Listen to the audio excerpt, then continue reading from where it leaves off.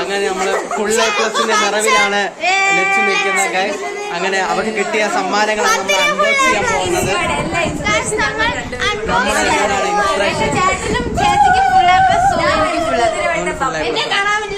ഇത് കുഞ്ഞമ്മ, ഇതെവിടെ മാമിയാണത്. ഇത് ഫുൾ എ പ്ലസ്, കുടുംബം മൊത്തത്തിൽ ഫുൾ എ പ്ലസ് ആണ്.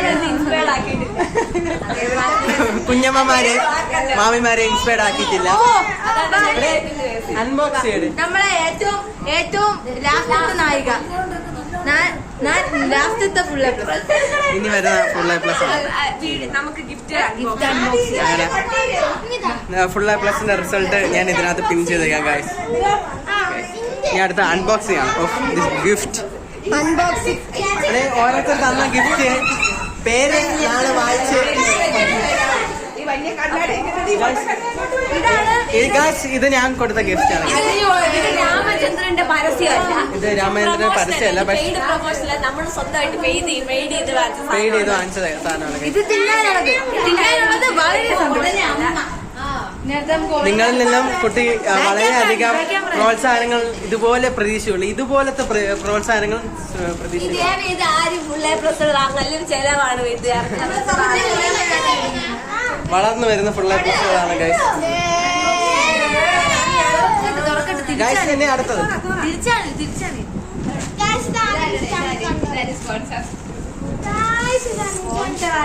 ഇത് ബൽബീര.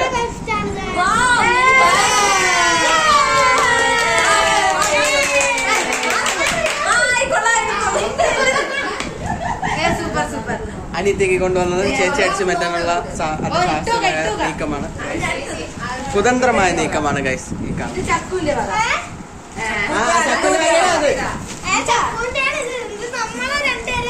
ഇത് ചിങ്കു കാത്തു വക, അമ്മു കാത്തു ബ്ലോഗ്സ്. ഇത് അമ്മു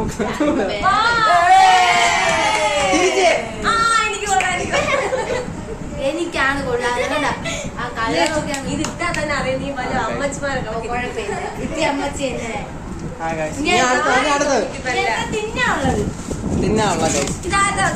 ഇത് സുനിമോൾ വക, ഇത് ലഡു ആയിരിക്കും. അമ്മച്ചി വക, അമ്മച്ചി വക ലഡു, ലഡു ലഡു എല്ലാവർക്കും ഓരോ. അഞ്ചെണ്ണം കൊണ്ടുവന്നില്ലേ? അഞ്ചെണ്ണാണ്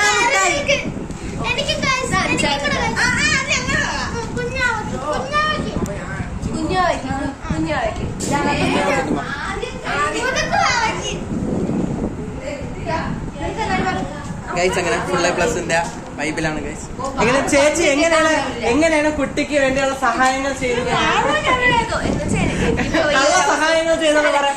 ചേച്ചി എങ്ങനെയാണ് ഇൻസ്പയർ ചെയ്തത്? ഈ അവസരത്തിൽ എന്റെ ഒരാളുടെ പരിശ്രമം കൊണ്ടാണ്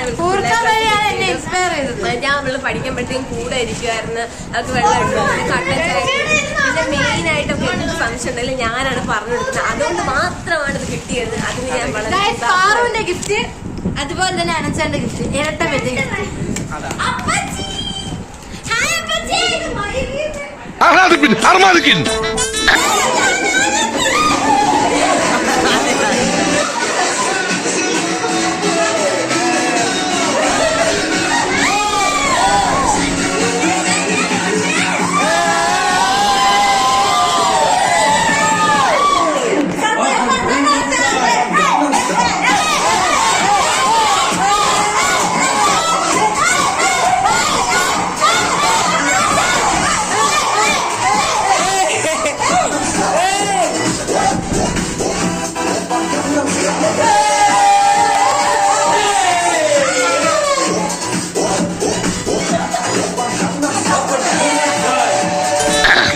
സാക്കളെ കേരള ഫയർഫോഴ്സിനും ഇവിടുത്തെ നാട്ടുകാർക്കും മണവാളാൻ സൽസിന്റെ പേരിലും എന്റെ വ്യക്തിപരമായ പേരിലും ഞാൻ നന്ദി രേഖപ്പെടുത്തിക്കൊള്ളുന്നു.